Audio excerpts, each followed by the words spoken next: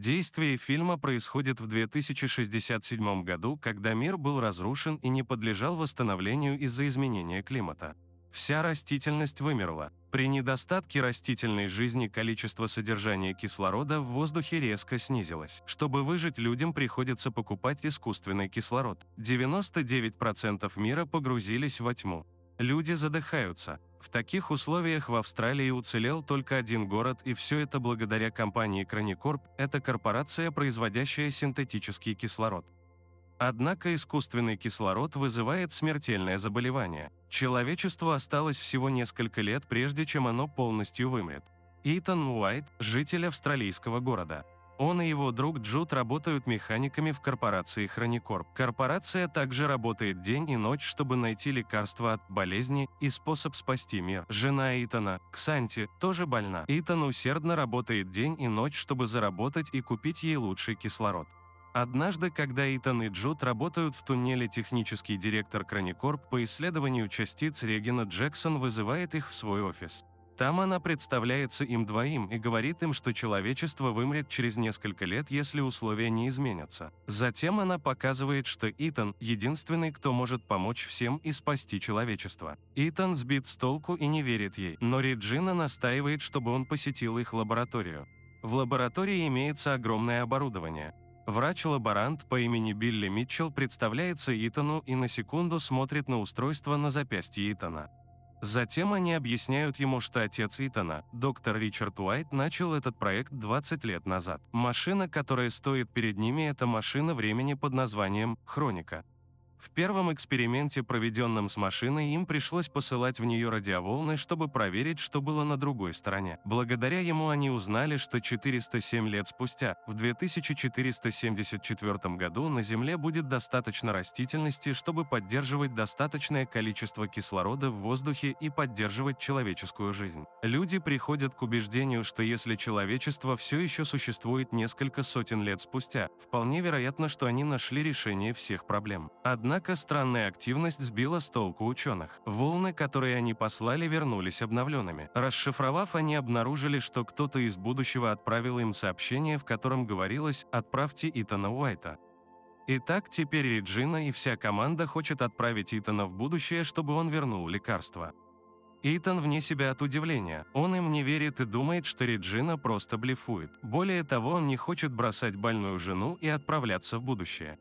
Поэтому он отказывается помочь. Позже Итан и Джуд идут в закусочную, где покупают свежий кислород. Джуд пытается убедить Итана довести план до конца и помочь спасти человечество. Однако Итан смеется над ним, говоря, что он не хочет быть похожим на своего отца. Итан ненавидит своего отца за то, что он никогда не был рядом с ним. 20 лет назад его отец ушел из дома и пропал, а мать была убита, когда он был ребенком. С тех пор его воспитывает Джуд, человек, которого Итан считает своим старшим братом и лучшим другом. Он винит его в том, что он оставил мать, чтобы завершить проект, и не хочет идти по его пути и оставлять больную жену. Однако Джуд удается убедить его, говоря, что единственный способ спасти свою жену – это найти лекарство. Итан вспоминает свой 8-й день рождения, когда отец купил ему в подарок странную коробку. Как он выразился, устройство фиксируется на его запястье, вызывая у него кровотечение. Ричард поместил постоянное ручное устройство на сыне. Прошло много лет, но Итан еще не знает его применения. Позже в доме Итан рассказывает Ксанти обо всем, что произошло за день, и она тоже настаивает, чтобы он ушел. На следующее утро Итан пишет на металлическом цветке «Я найду дорогу к тебе» и оставляет его рядом с Ксантой. Затем он снова идет в офис Реджины и говорит ей, что если он сможет найти только одно лекарство, сначала им придется отдать его Ксанте. Реджина соглашается и отводит его в лабораторию. Доктор Митчелл показывает ему костюм, который ему нужно надеть, прежде чем сесть в машину. Когда они начинают объяснять ему миссию, Итан понимает, что у них нет плана. Они понятия не имеют, что он увидит и кого встретит на другом конце. Однако после того, как они надели на него костюм, они дали ему устройство искусственного интеллекта под названием Арчи. Арчи всегда будет показывать в лаборатории жизненные показатели Итана. Это также поможет сориентироваться в его местонахождении. Затем, наконец, они бросают его в машину. Внутри Итан перемещается во времени на огромной скорости. Он падает с неба и приземляется в неизвестных джунглях. Трение о воздух заставляет его костюм загореться, поэтому он быстро из него выбирается. Затем он оглядывается вокруг и поражается красоте природы. Он обнаруживает, что мир полностью изменился. Деревья и природный кислород вернулись. Он идет в том направлении, куда его направляет Арчи, и видит какую-то дверь бункера. Но что цепляет его глаза, это скелет, лежащий прямо перед дверью. В его черепе есть пулевое отверстие. Более того, он смотрит на бейдж с именем и приходит в ужас, увидев свое имя. Итан также находит скелет Арчи и проигрывает на нем последнюю запись. Он слышит, как мужчина говорит, что это единственный выход, и стреляет в Итана. В этот момент питание устройства отключается. Он приходит в ужас, полагая, что именно такая судьба его ждет. Затем он замечает устройство на запястье скелета. Он идентичен устройству Итана, за исключением того, что устройство скелета светится зеленым светом, но устройство Итана всю жизнь было красным. Той ночью он зажигает огонь и ест дикие ягоды. Оказывается, ягоды были ядовиты. Итана рвет, и он начинает терять сознание. Через некоторое время Итан просыпается и удивляется, увидев перед собой Джуда. Как выяснилось, в лаборатории увидели падение жизненно важных показателей Итана и предположили, что у него реакция на отравление. Итак, они быстро отправили Джуда в будущее с лекарством, которое его спасет. Некоторое время спустя Итан и Джуд обнаруживают, что его скелет остался там же, а это значит, что его судьба не изменилась. Затем они используют Арчи, чтобы найти другую дверь. Какое-то устройство сканирует глаз Итана и предоставляет ему доступ. Когда они входят, его приветствует наблюдатель. Он просит у него образец ДНК. Когда он принимает это, его наручное устройство начинает работать. После анализа крови он становится зеленым. В комнате включается свет, и они понимают, что находятся в лаборатории Хроникорпа 407 лет спустя. Машина времени тоже перед ними. Джуд воодушевляется, потому что теперь у них есть возможность вернуться в прошлое, но Итан не думает так, мол, они ничего не изменили, и он умрет. Итан проверяет системный журнал и находит голографическую запись, сделанную его отцом, которая объясняет, что машина времени изначально была предназначена для сбора данных о кислороде на планете будущего, а затем передать их обратно в прошлое. Однако, когда его отец впервые запустил машину времени, он получил сообщение с просьбой отправить сына в будущее. Несмотря на свои опасения, он решил сделать это и сделал проверку ДНК Итана. Вскоре Итан и Джуд понимают, что машина времени не сможет вернуть их обратно, потому что батарея почти разрядилась за 407 лет. Хуже всего то, что активация лаборатории вызывает сбой в ее ядерном энергетическом ядре, угрожая высвободить ядерный взрыв всего за 4 часа. Это означает, что им придется найти способ починить машину времени и вернуться назад до взрыва. Время истекает, и им приходится действовать быстро.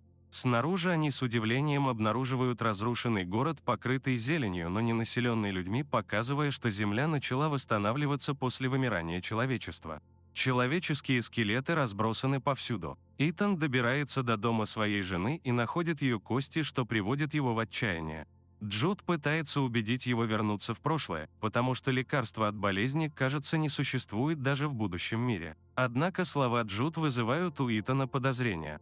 Затем он включает ржавого Арчи, чтобы еще раз проиграть запись, по которой он узнает голос Джуда, и кажется, что именно Джуд в него стрелял.